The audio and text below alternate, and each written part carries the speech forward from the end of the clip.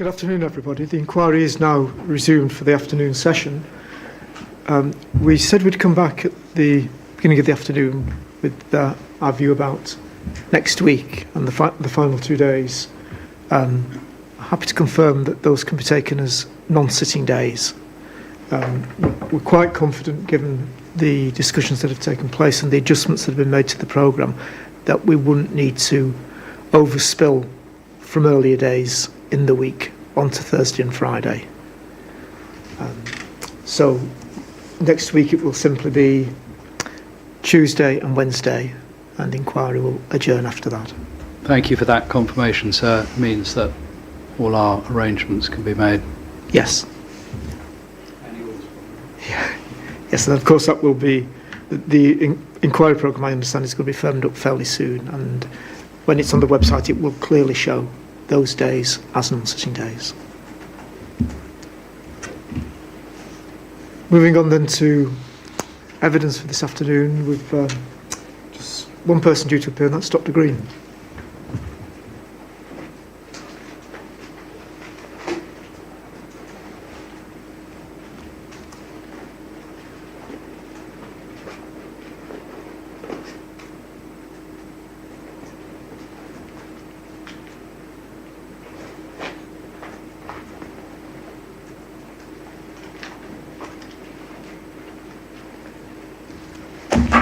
Just want a moment or two, Dr. Green, to sort your papers out. And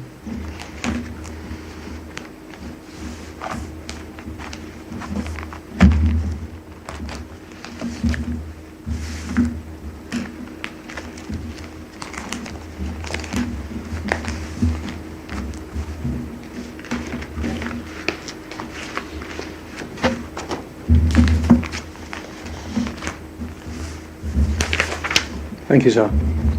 thank you. And you've prepared both a proof and a summary, and there are a number of appendices as well, which Mr. Underwood and I have. Would you like to start just by introducing yourself to the inquiries, confirming who you are and whether or not you represent anybody, or whether you're simply appearing as a local resident? So I'm here in my own state and not representing anybody else. I live in Coton. I have managed or chaired companies in various sectors, including manufacturing, leisure, technology and construction. I sat on the board of a FTSE company, as well as on the boards of various UK public sector bodies. I've advised government ministers both in the UK and in other countries, including Japan, Australia, US and so on. I have no direct involvement in transport. However, I have been accountable for very large programs which include major infrastructure change, including remodelling buildings and roads, for example, White City and South Kensington, involving complex negotiations for a multi-billion-pound organisation. Imperial College sat over 7 sites, including 5 hospitals, and I was responsible as Chief Operating Officer for all that. I did hold a qualification which isn't valid anymore in Prince 2, which I'm sure people know as a project management qualification. May I go on to... Of course, yes. I think you said you wanted to refer to your summary in presenting your evidence. Indeed. Yes. So the document before the inquiry, which you have, sir, is the proof of evidence which I submitted on the 18th of August, but with 2 exceptions. Redactions have been added by others, I presume by the programme officers at the instruction of yourselves, sir, and other material has been uploaded and wrongly attributed to me as my evidence, which it is not. I should also mention that I've been in contacts, including today, with Ms. Taplin to corrections to the nomenclature of some uploaded proof core documents, as well as a missing one still. I don't think that should inhibit us today, sir. But before reading my summary of proof which I have submitted to you, sir, I wish to record the details of these events, which otherwise could lead to misinterpretation of the veracity of my evidence. The redactions made were of material put into the public domain by its copyright owner, Cambridgeshire County Council, the applicant. Whether or not such material should be in the public domain of this inquiry may be debatable. Whilst the guidance on conducting inquiries does not restrict data to specific formats, it does mention the need to assess the matters of fairness and public interest. It also suggests that in doubt, approval should be sought in advance, which I did as early as 7th of February 2025 to you, sirs, through the programme office, without response despite subsequent requests. And so, my submission included video evidence. But it was only just this week, sir, when I started to prepare for today, having assumed that the files deposited in core documents were what I had submitted, that I found that they're not documents in the MP4 format, video, which I submitted, but in the form of transcripts, text format, which the inquiry's team must have downloaded from YouTube. YouTube uses its own outdated automatic speech recognition technology which results in errors, as is evident from any YouTube transcripts, as well as these, sir. The transcripts include all the verbatim quotes in my proof, some, as you'll see, somewhat garbled due to the transcript weakness, but inevitably they lack the emphasis and manner in which the words were spoken, which is why I provided in my statement and in my proof references specific time-stamped links to the direct to the source videos of the Cambridge County Council and Greater Cambridge Partnership, which are in the public domain. Sirs, I defer to the inspector's reasons for preferring transcripts, whilst not agreeing with that. And I don't feel comfortable with the way in which it has been implemented, that I didn't know until on Monday of this week, when I looked at them, that they weren't the documents I'd uploaded. But the result is a muddled ambiguity, sir. The redactions of the specific language in my proof of evidence and in my statement of case are identical words to those which have not been redacted in the transcripts which the inquiry itself have sourced and uploaded. Right. With those points noted, sir, I'm happy to continue to read my submitted summary of proof. Thank you, Dr. Green. Your points have been noted and recorded. I'd just say two things briefly about them. As far as the reductions are concerned, they're limited in number and they related to allegations that appeared to be being made in what you had submitted. And we at the Inspectorate have very clear advice about not accepting allegations of that nature. That was the only reason for the reductions. In terms of the video files, I wasn't aware of the specific point you made about YouTube and the form in which they've appeared. What I am aware of is that there have been technical difficulties in uploading them onto the inquiry website. If that's still causing a problem, I'm hopeful that we can get that sorted out as quickly as possible. Well, sir, I could comment that it might just elongate it, because in fact some of the redactions of material which was put on there, as I said, by the CCC, not my words, sir. But I'll make no more of it, sir. Sorry, Dr. You mentioned that some documents were wrongly attributed to you. Could you just clarify what those were? The transcripts. I didn't put the transcripts up. You put the transcripts up instead of my video files. So that's what when you say documents wrongly attributed, you're referring to transcripts? Correct. Okay. Right. They're documents. I mean, you can talk, the guidance for inquiries talks about any other format. Yes. That's from my memory. But any other, I can't remember whether it uses the word formats or something else, sir.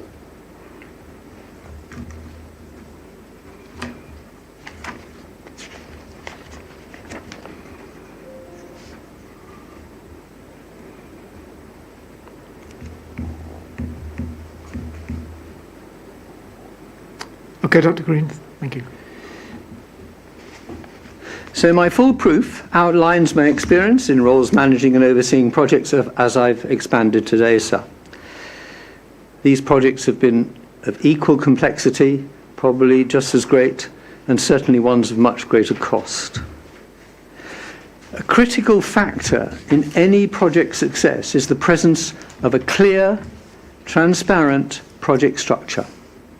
This must be underpinned by robust project management, operating within a defined governance framework that ensures accountability, scrutiny, and due diligence. My evidence cites examples of failures in governance throughout this project, including by the accountable body and its officers. These failures undermine the basis upon which this TWAO application rests. They bring into question the evidence and process which have led to CCC's, quote, reason for choosing the preferred option. Those quotes are, sir, from the instruction from the Secretary of State to yourselves for this inquiry, for what you should be covering, as I'm sure you know. First of all, let me turn, and again, this is the Secretary of State's Statement of Matters 3A and B, the reasons for choosing the preferred option. I wish first to now, and this is the first opportunity, sir, I've had, to respond to the applicant's statement of case. And we can look at section 14.4, sir.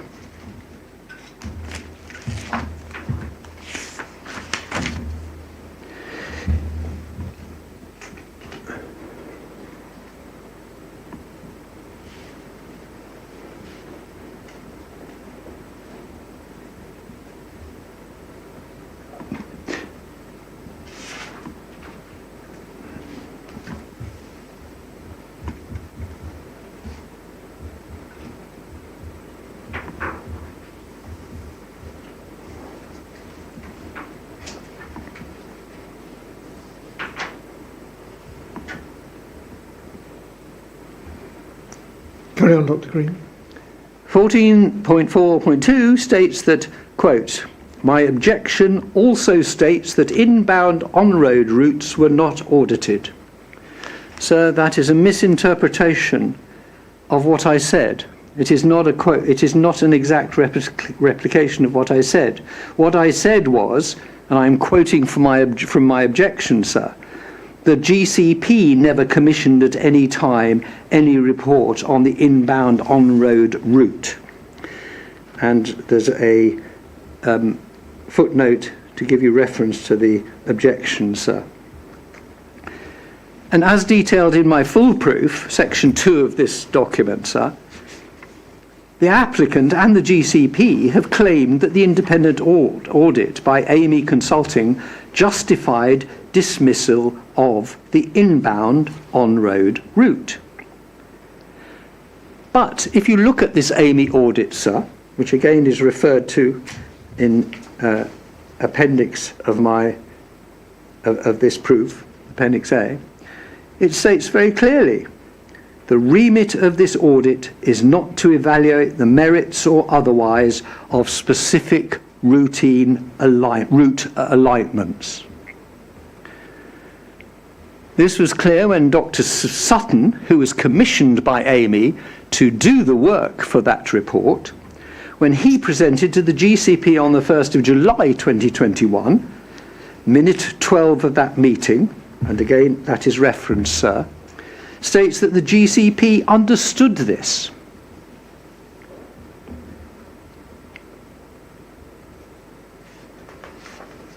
At the County Council's meeting on the 21st of March, though, 2023, some councillors maintained that the audit justified the off-road route as opposed to an on-road route, where the councillors maintained that the audit justified the off-road route.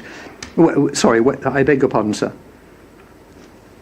At the meeting of 21st of March of the Cambridgeshire County Council, some councillors maintained that the audit justified the off-road route as opposed to an on-road route, whether inbound or not. And again, sir, I gave you a reference very clearly. Others spoke of confusion between an audit and an evaluation. There never followed any scrutiny of this by either the GCP chair, the CCT chair, or CCC's Democratic Services. The applicant appears to believe that the process audits are also evidence-based evaluations. There is a substantive difference, sir, between auditing project processes and assessing the merits of specific route alignments. If, sir, if I can use the analogy, I employ an auditor for my company accounts, they tell me whether I have produced them in a legal way and they're fit for purpose under the financial regulations. They do not look as to whether I should have put more money in paper clips than in paper.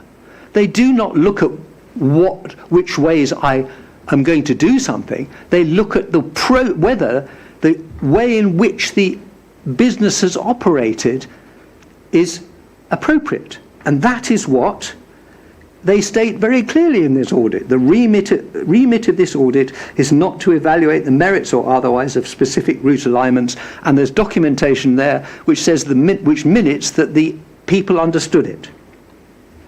But that wasn't sadly the case. We shall return to that, sir. Carrying on to the applicant's comments in their statement of case, so I return, sir, to 14.4.3. That is misleading. I did not question whether, quote, the GCP chair was correct to observe that some parties had repeatedly made incorrect statements regarding consideration of alternatives. I'm quoting from the applicant's statement of case. What I did, sir, was cite specific examples in Cambridgeshire County Council meetings where she herself, the GCP chair, made incorrect statements. One example was the frequent use of the GCP chair and other officers of on-road, which, given the number of different on-road proposals, enabled comments to be made with no clarity over which on-road option was being discussed at any time, nor indeed clarity over which specific part of the route was being referred to.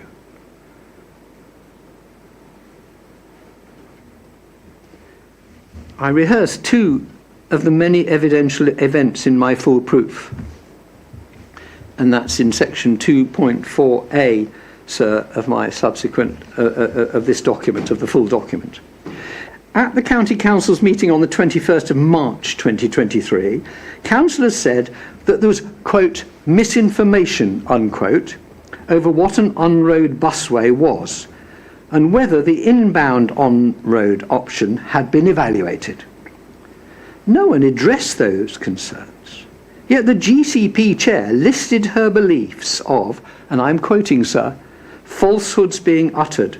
No one has ever directly compared the on-road route to the off-road route. False. The GCP have never consulted on an on-road option. False, etc.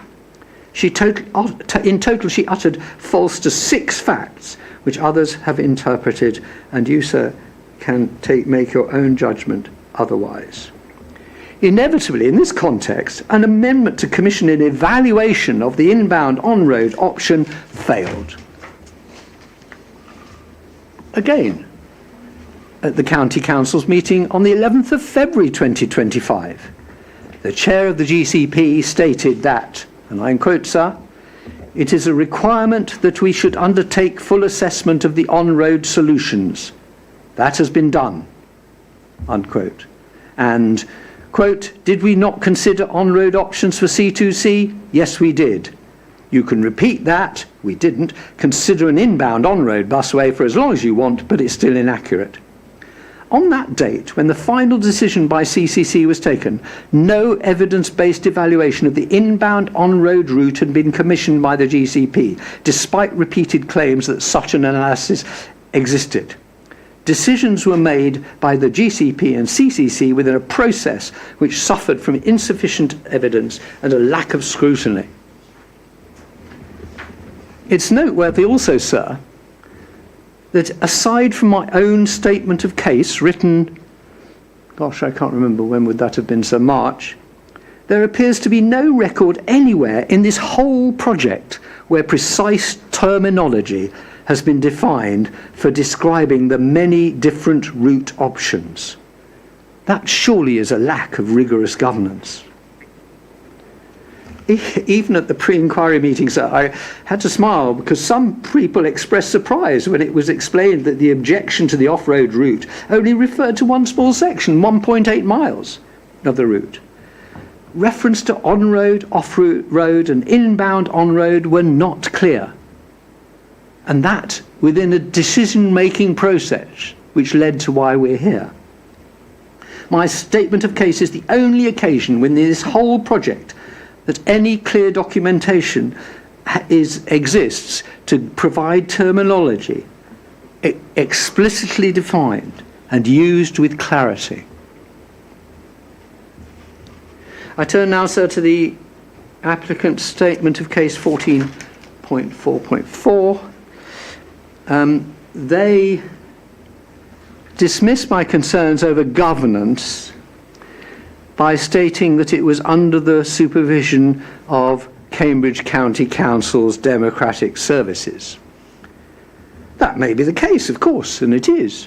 But who is the ultimate accountable body with responsibilities for the project structure? Sir, it's the applicant. It's the Cambridgeshire County Councils who are responsible for their own democratic services. And they are also, the GCP are accountable to them.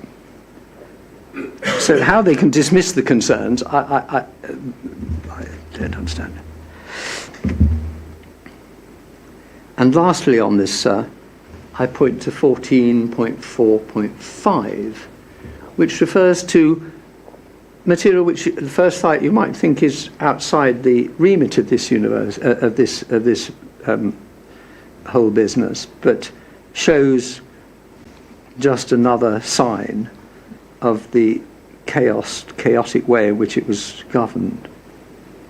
And in 14.4, what I had done, sir, I had maintained that the university exercised significant influence, which appears to have gone unchecked by any oversight body or officer within the project's framework. And in my full proof, section 2.4c, I provide evidence that the university is a key stakeholder, and that's critical. The university was a key stakeholder in the GCP, redacted the public record in ways that may have influenced the perception of route options. The applicant believes that matters of censorship in the university are a matter of University of Cambridge governance. Of course, that's so. But the consequences of the behaviours of a party which is intrinsically bound within the decision-making of this project must come under the scrutiny of that project's governance. Surely, sir, all the parties within a project must behave and be subject to the scrutiny of the accountable body or the body, such as here, which is set up as the Board of Scrutiny, which is the Joint Assembly. So such actions raise questions about transparency, about the integrity of decision making. And this brings into question the robustness again of the governance and therefore the credibility of the recommendations and conclusions that have come throughout this process. Incidentally, so in my full proof, section 2.4b, in line with this point, I highlight the university's inside track on what the GCP wanted to achieve. For example, the university sought and obtained preferential leases as opposed to the compulsory purchase of land. All done and dusted. A favour not offered to other landowners.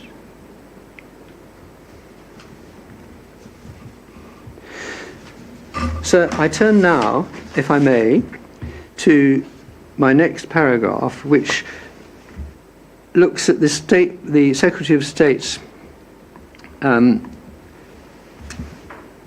statement of matters for you, and I look at 4b and 4c, which is essentially the effect, essentially looking at the effect of the scheme on various matters.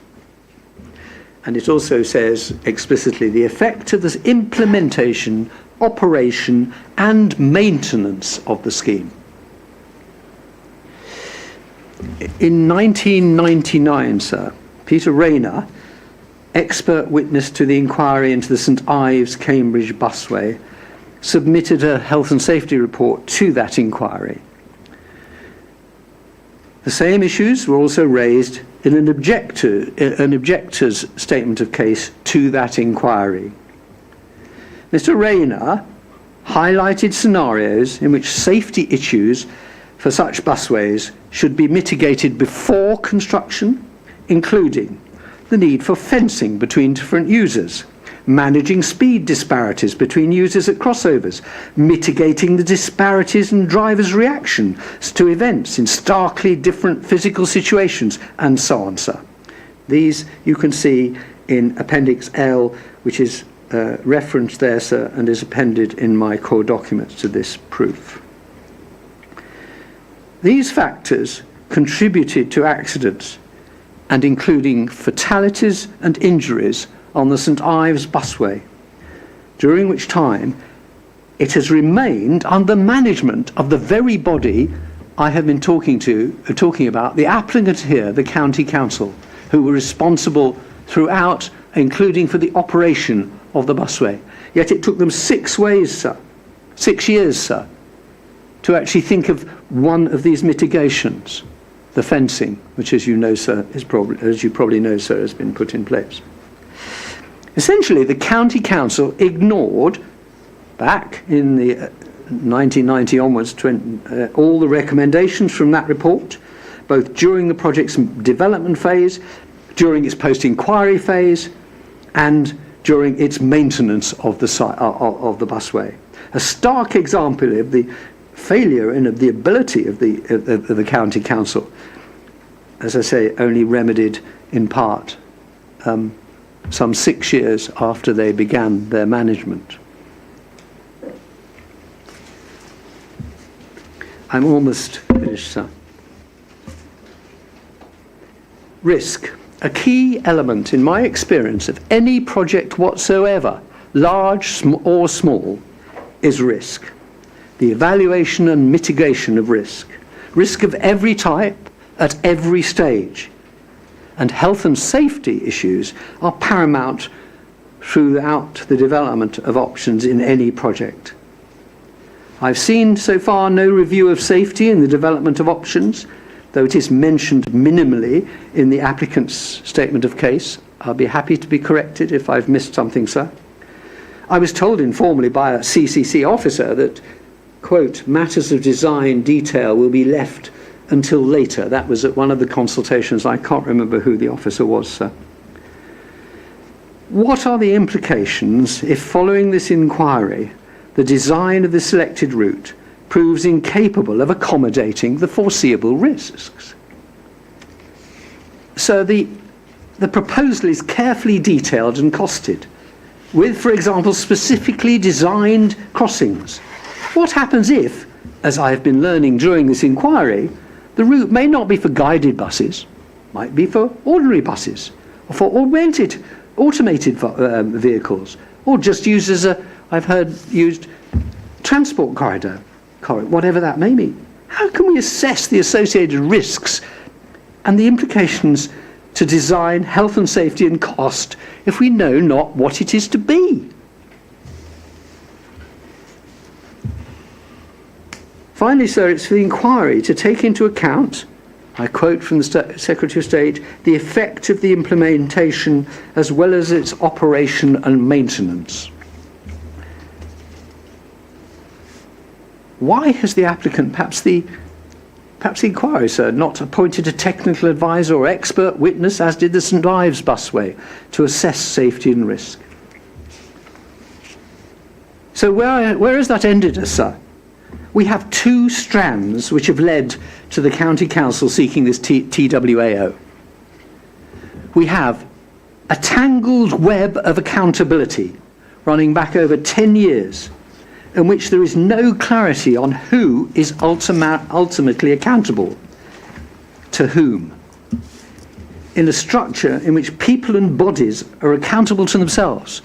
If you plot, sir, all the bodies you know which have been brought before you as part of the structure of this scheme, whether it be the County Council, its committees, the GCP, the District Councils, City Council, the Joint Assembly, the GCP Executive, and you try and draw some accountability between those, it's impossible. It's a tangled web. It's like a ball of wool. And sir, when you look at that, you realise that there are people, for example, on the GCP, who actually are accountable to themselves because they sit on the body to which the GCP is accountable. It's a structure I have never seen and would never fit within any model of good governance in my experience.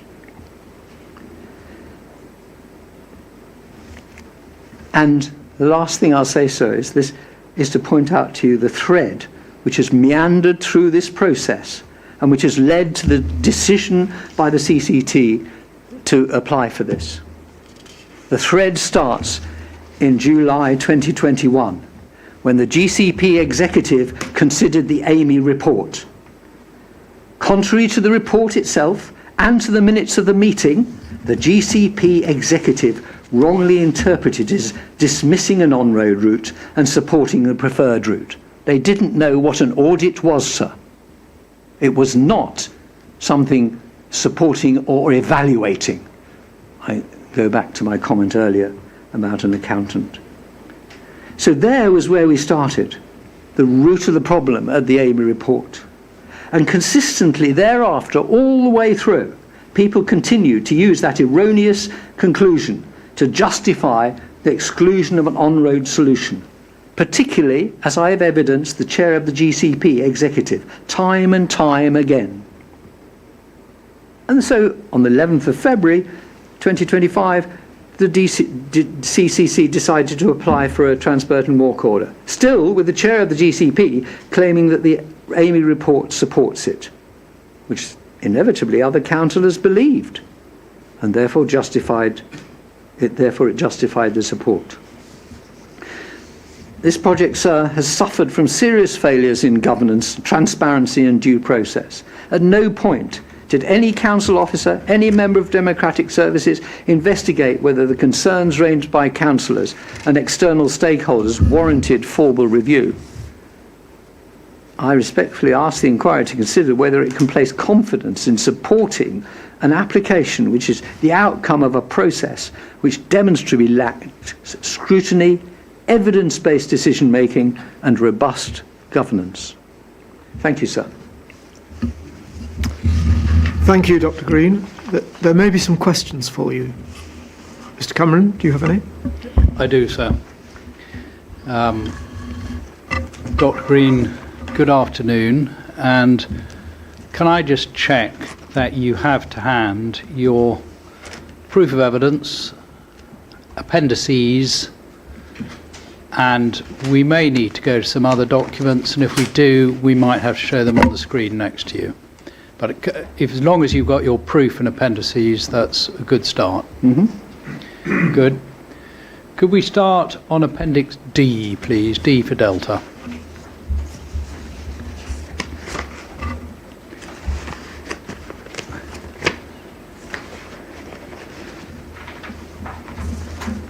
I need to understand which appendix that is, sir.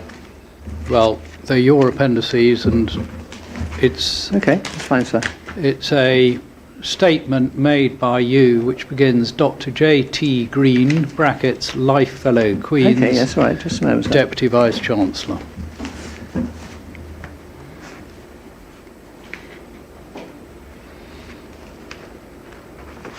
Yep. You got that? Mm-hmm. Now, this is a record that you've produced of a speech, submission, statement, whatever you like to call it, and it begins like this. I agree that, as the notice states, a busway will provide a much needed and desired public transport option to Cambridge West, and that as such it aligns with the university's vision for the site. It's the first part, in inverted commas, that I'd like to ask you about. Is it your position that the busway will provide a much needed and desired public transport option to Cambridge West? No, sir. It states that a busway will provide. Yes. Not the busway. I don't know No. what you've No, added you're quite the right. to. You're quite right. A busway. Correct, sir. And then the next question I have to ask you is, do you agree, if it's a busway, well, I'll put it this way, a busway from where to where? Sir, I'm not a transport expert. It is not my within my expertise to say where the beginning and the end of a busway should be, and so therefore I can't answer your question. Fair answer. But if we look at this, you are agreeing in that statement that A, as you quite rightly say, provide a much needed and desired public transport option to Cambridge West. Now, if something is much needed, it meets a need. It is necessary. So why were you there saying that you agreed that a much needed and desired a busway will provide a much needed and desired public transport option? Is that solely to Cambridge West or for any other purpose? Sir, I didn't say that. I'm quoting from the Yes. notice. Yes. But what you said was that you agree that, as the notice states, a busway will provide a much needed and desired public transport option. So do you agree To that? Cambridge West. Yes. So do you agree Yes. that a busway Yes. to Cambridge West is desirable? I didn't say it was. No, do you agree that it's desirable No, I say that it's a much needed. and desired? Yes. Okay. Don't twist my words. I'm quoting from the notice Yes. in the Reporter of the University I'm- to which this debate was called, for which this debate was called. I did not use any words other than what were quoted in the call from No. the Regent House to the vote. I'm now going to ask you a question about this scheme. That's the GCP scheme, which is before this inquiry. Not A, but the.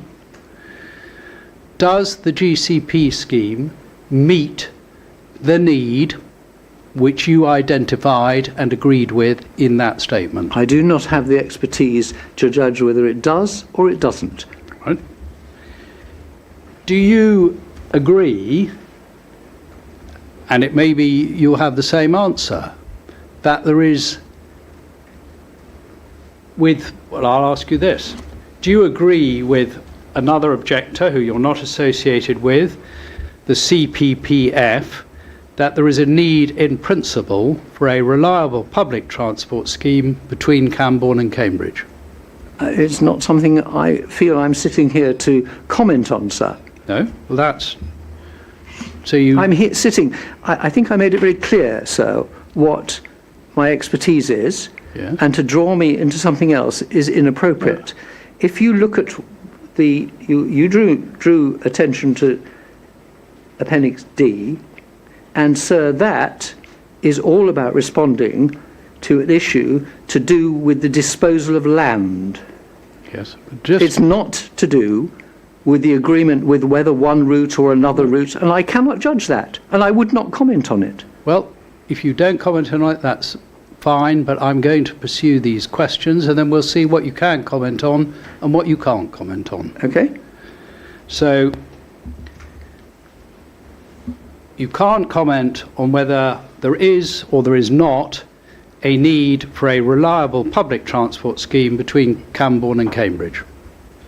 Is that correct, that that should be recorded? You can't comment on whether there is such a need. I've already stated that, sir. Thank you. And can I ask you this? You oppose this scheme, that is the scheme promoted by the GCP, for all the procedural and other reasons that you give. Do you... Sorry, can I stop you there? You just made a statement. Yeah, well, I'm about to ask a question. No, you just made a statement. All right. You said you oppose this scheme put forward by the GCP. I haven't anywhere opposed it or agreed with it. I haven't paid comment on that. So your assumption before you're asking your question is false. Do you appear as an objector or a supporter? I'm here, sir, as someone who is able to say that the way in which this decision has been made, and I don't know whether it's the right decision or the wrong decision. I have no knowledge, I haven't not the expertise, but I'm here to say that the way in which that decision has been made is false, is prone to huge errors and failures in governance. Whether a proper due process will have come to the same conclusion, sir, I cannot say. Well, shall we go back to the question? But Dr. Green, as things stand, those reservations that you have indicate that you object to the process as it is. No, I object, sir, to the process because I cannot have any belief that the decision is robust. Yes, I understand that, unquestionable. and you just used the words yourself, that you object. It's the process I'm objecting to, sir. I understand that. Thank you. So, Dr. Green, if we can go back, so I want to get you in the correct category that you feel comfortable with. So, there are three categories, broad categories: objector, supporter, and somebody making a representation. Do you fall into the category of an objector? Well, if I'm only, I can't see how I fall into any of those categories, then, sir. So, should you fall into the category of somebody making a representation who's neither an objector nor supporter? I think I don't understand the relevance of this, or even the... Well, don't worry about the relevance. If it's irrelevant, the inspector will tell me off. Just please answer the question. Well, part of the reason that we need to know, Dr. Green, is it, depending on which category you fall into, depends on who can ask you questions. Because it's parties with a contrary view ask each other questions at one of these inquiries. So who asks me questions if I don't fall into any of those three categories that you've mentioned? Well, I don't think there are any other categories. So which category do I fall into? None, then? Anybody who responds to an application must fall into one of those categories. They either, you can wholeheartedly support, or support in a qualified way, you're still a supporter, or some people object in various ways, and the indications from what I have to say that the indications from what I've read and from what you've said today indicate that you certainly have reservations about what's happened and point towards an objection. And then there are people who just make comments and would neither be described as an objector or a supporter. Well, you can put me down as objector, but I strongly want it registered that I'm not I'm not objecting necessarily to the GCP scheme, because I don't know, because I haven't got the evidence. All the evidence, this thread I described, sir, demonstrate that it's built on a house of cards, yes, through a process which is completely opaque and ambiguous, this thread of accountability, of which there's none. People being accountable themselves. So how can you have how can I make a judgment, personal judgment, on whether I agree with the outcome of that or not? In that case, I suppose I have to disagree with the outcome. But it isn't because I'm disagreeing with that outcome, sir, and objecting to that outcome because I think it's wrong in itself as a transport solution. I'm objecting to it because I don't know whether it's right. And you have serious reservations about the governance. Indeed. Yes. That's correct, sir. And because of that, I think you fall into the category of an objector. Thank you, sir.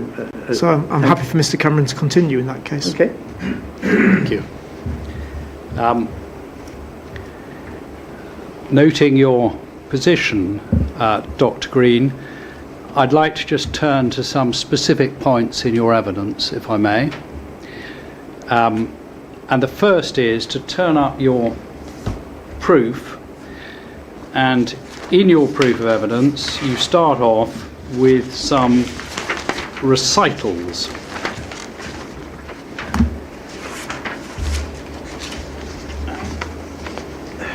And there is a recital 2. I can't give you a page number because there aren't pages, but it's under paragraph 3, Roman 2. I think it's page 5 in the PDF. So, thank you. I write that on. So we've got, and this may just be a misunderstanding. This is a genuine question of clarification. So recital 2, you say in the second line, GCP never commissioned at any time any report on the inbound on-road route. Other bodies commissioned reports on the inbound on-road route, Cambridge past, present and future in 2021, and from Mott MacDonald in 2019, both of which were shared with the GCP. Now we have that Mott MacDonald report as our core document 1307, and you've provided a link. Who do you think commissioned the Mott MacDonald report to which you refer? I'm afraid I don't know and I can't recollect, sir. Right. Well, we've heard evidence before the inquiry. It's not for me to give evidence. I'm only going to tell you this from Mr. Baker, that report was commissioned by GCP. Okay. So if that was commissioned by GCP, then you're wrong to say that GCP never commissioned such a report. Do you agree?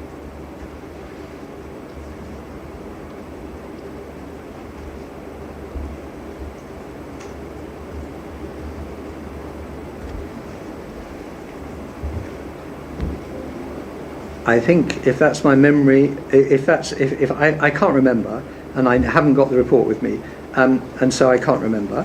But if you're telling me that's the case, and that's evidence from Mr. Baker, then it must be so. But my point is, but I think it's a technical point of no interest, because I state there, we know it was shared with the GCP.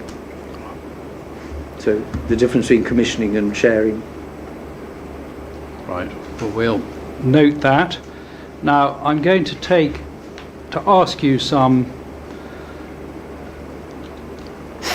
overview questions about process. I'm not going to get into the detail of process with you, but I'd like to ask you these questions.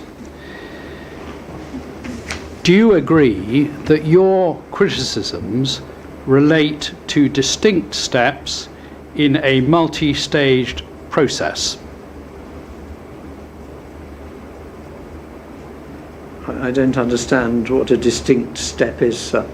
What I have done in my statement and my proof is used many, probably almost dozens and dozens of what you might call distinct points. No, I'll put it again. With a project such as that which is promoted at this inquiry by this applicant, decisions have to be made in stages. So, for example, a decision is made by an applicant to make an application for a Transport and Works Act order. That's taken, this case, by the Cambridgeshire County Council. That's a step. That application is then submitted to the Secretary of State for Transport. The Secretary of State for Transport then decided to hold an inquiry. That's another step in a process. The inquiry is held. The inspectors write a report, another step, and then a decision is made. That's what I mean by a step in the process. And your criticism is of steps taken in what I describe, and you may not agree with it, as a multi-staged process. Do you agree with that? So, it's interesting that your example, Mr. Cameron, is of something which is about to happen or is happening at above the Cambridgeshire County Council level, as you just described as you started this question. What I'm describing was that instead of a series of steps from when this project was initiated, goodness knows when, there has not been a series of steps. There's been a wandering, as I called it, threads, of going in all sorts of directions back and forth with no clarity as to where the true responsibility and accountability is. You have to be accountable to somebody and you have to be responsible for something. And it's absolutely unclear to me where all the bodies that I talked about and we all know about underneath the Cambridgeshire County Council. So we're talking about that range of bodies, all those bodies with multiple memberships, etc. It's very different to what you started your question with, sir, which is that in fact, yes, from the it's a very good, clear structure, isn't it? From the Cambridgeshire County Council up to the Secretary of State, etc., etc. Absolutely. But that is not so of what's happened to bring it to the County Council, in my view. Yeah. And you criticise, on procedural grounds, decisions taken by different public bodies, and that they include the GCP and the Cambridgeshire County Council. Can I ask you this? Has any decision which you criticise been quashed or declared invalid by any court? Not to my knowledge, but of course that I think is not material. We're talking about an infrastructure of bodies which would not necessarily be accountable to the courts. What we're talking about, sir, is a system of governance within a structure, and if you like, I can liken it to the NHS or to something else. We're talking about a structure which actually should have a clear set of accountabilities and a clear set of responsibilities and not ambiguous accountabilities when in fact you're accountable to yourself, sir. And your criticisms in large part, and you can qualify this if I've got this wrong, in large part relate to statements made by members of the bodies you criticise at meetings of those bodies. Is that a fair summary? No, it isn't, because as you'll see, sir, I've also pointed out to where different bodies have exerted undue influence. I've pointed out failures in procedure where people who weren't allowed to vote have voted, and I can go on. In your proof of evidence, do you make reference to the content of any reports by officers to the meetings of the bodies to which you refer? Do you make reference to the officer reports as opposed to statements made by members at meetings? I respond to the records of the meeting, and you'll see multiple examples of where I've deposited the minutes to support what I've said. And the question was, do you make reference to officer reports? I don't think I make direct reference to any reports, except that I make direct reference to some of the consultants' reports, etc., but not reports provided by officers, other than when those officers are reporting the recommendations of bodies which are presenting their decisions. For example, the GCPX presents its decisions to the Cambridgeshire County Council, and that is not actually usually reported in a report, but in it's officer speaking to the. So no reference to the written report of officers to the meetings to which you refer. Is that correct? Only in the way in which, only in that the decisions were made based probably or not, and I'd have to go through all the process to decide when and where there was a report presented. But very often, for example, when the GCP chair reported to the county council, there was no report in that document in the papers of the CCC. Can we go? I don't hesitate to interrupt, but can we go back to the question? The question was, in your proof of evidence, do you make any reference? I don't. Thank you.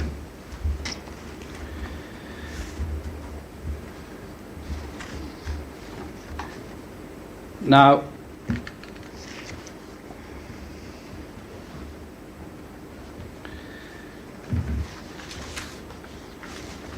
can I just turn on, because that's all I need to ask about those procedural points. But what I would like to ask you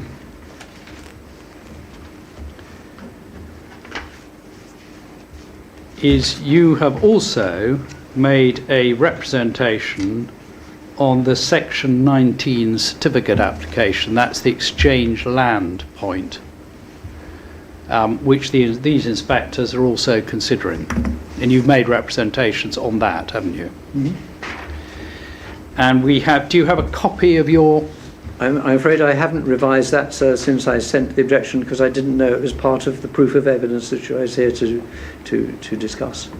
So I can't comment on that, because I literally haven't read it since I put in the objection, and I would need to refresh myself if I was to be asked anything. Well, it's we have it. Sir, I'm sorry. If I might say so, I haven't come here. If you'd have briefed me, if I'd been briefed, well, I would have prepared myself for a question on something completely different. This inquiry is, as was made plain in our opening, there are 3 requests before this inquiry from the applicant, and they are for a Transport and Works Act order, a direction that planning permission be deemed to be granted, and that a certificate be issued. And you are one of the people who've made representations on the certificate, and therefore it's my opportunity now, you've appeared to give evidence, a chance to ask you questions about your representation. And Dr. Green, I think you were at the pre-inquiry meeting. Am I right? I was. At the pre-inquiry meeting, we set out what the scope of the inquiry was about. Yes. And that included I understand the that. Section 19 certificate of exchange land. I understand so that. So it was always clear that that was within the scope of this inquiry. Indeed, sir. I understand that. Absolutely. I've just called up your representation to the Section 19. But it's a single page. It's not a long document. Yes, sir. But I came here explicitly being told that I was here to speak to my proof of evidence. It says so in the agenda. That's what the invitation came. And I am not prepared to speak to my objection and just read it off the screen, sir. You can take that as you wish. Well, Sir, can I make plain so that it's made public and Dr. Green has a chance to respond that we will be making submissions as to the weight that you can give to, and I can use the word objection because Dr. Green uses those specific words, my objection, in the 7th paragraph of his letter, that we will be making submissions about the weight you can give to this when a objector comes but is not in a position to answer questions on it. But I'm not asking that Dr. Green come back at some other time because that would not be a good use of inquiry time. May I, for clarity, say, when you said that you would make it clear that my objection would be discounted, it was only towards that exchange of land. Yeah, and I didn't say discounted. I would make submissions about the weight that could be given to it. Correct, but it was only to do with that, sir. Yes. Thank you.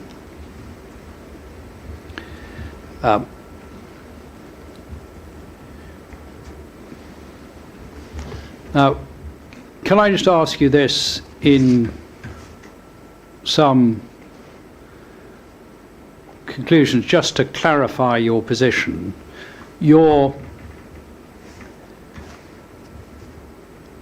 I don't want to use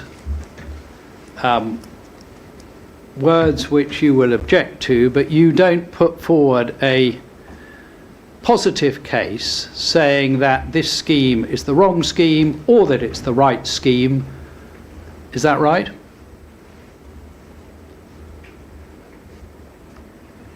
Again, the way you phrase it, sir, is as it were, an assertion that I'm not putting something forward. Yes. It's a non-question, sir. I've come here, as I've explained, not to cook a meal or dance on the table.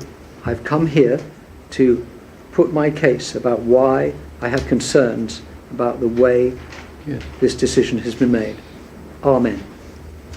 So, if that is the extent of the way that you put your case, it follows that your case does not include a positive case that the order is either, or the scheme proposed in the order is either application, is either a good thing or a bad thing. You don't put forward a case on whether it's good, bad or indifferent, do you? No.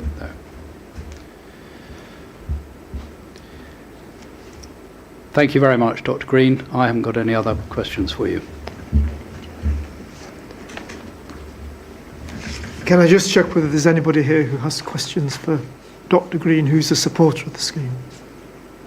No. Neither Mr. Underwood or I have any further questions, Dr. Green. Thank you very much for your time.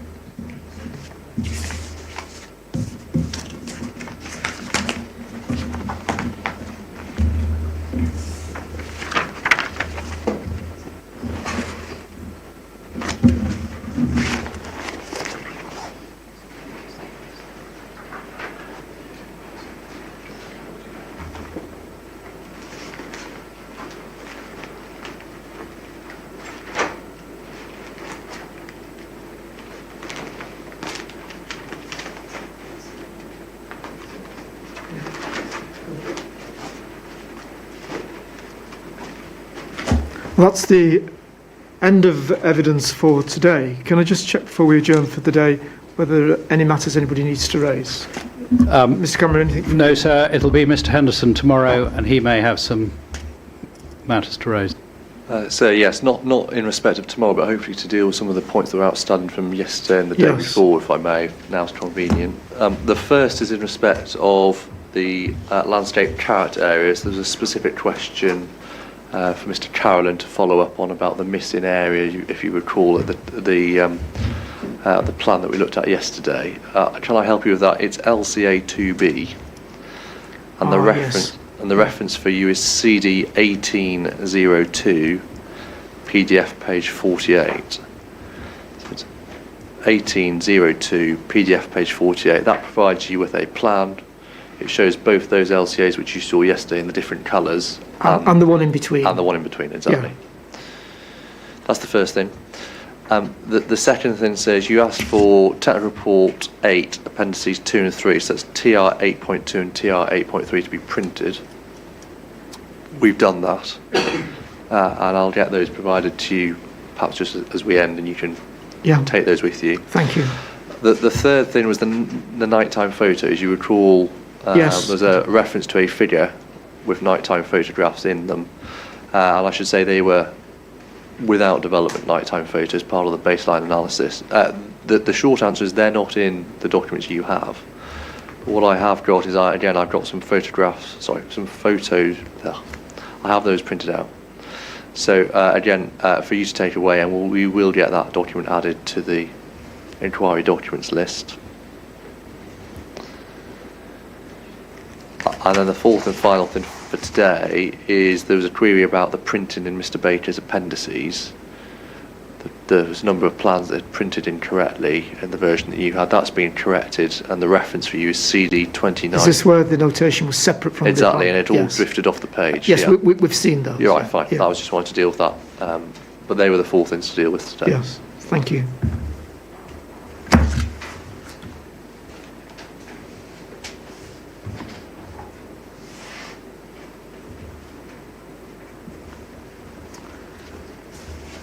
Is there anything anybody else needs to raise before we adjourn?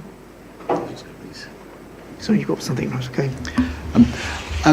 Earlier today, when Mr. Burford was talking, there was reference to an Institute of Air Quality Management document.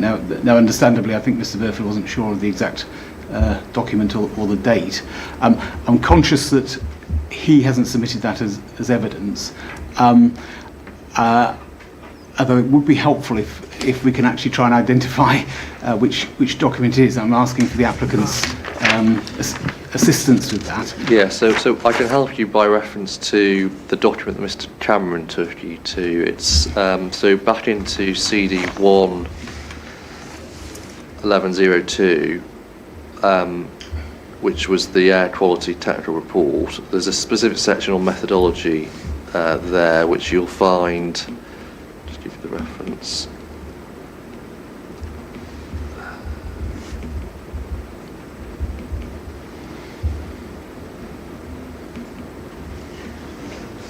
Yeah, appendix.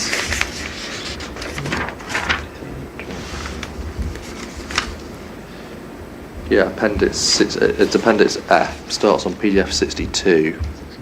The IAQM construction assessment methodology. Now, you don't have a copy of that methodology there, but what you do have is an explanation of how that methodology has been used to inform the assessment. I mean, we can, I'm sure, put in a copy of that methodology, but it's a fairly lengthy document. I'm not sure it's going to take you further forward than what you have in Appendix F, but if you wish to have it, then of course that's fine. No, that's helpful. Having reviewed that, if myself and Mr. Clegg think we need anything more, we'll let you know. Absolutely fine, yeah. I think bear in mind Mr. Burford's very specific point, although I'm not going to read this as we sit here. This is probably the level of detail that I need. Okay, just so well, let us know if not. Point. Thank you. Yeah. Okay. Just then a word about evidence that we're expecting to hear tomorrow. There are 3 appearances scheduled on the timetable, starting off with the Coton Busway Action Group, then Ms Postgate, and finally Ms 5. That's the running order for tomorrow. If there's nothing else, the inquiry is now adjourned until 10 o'clock tomorrow morning. Thank you.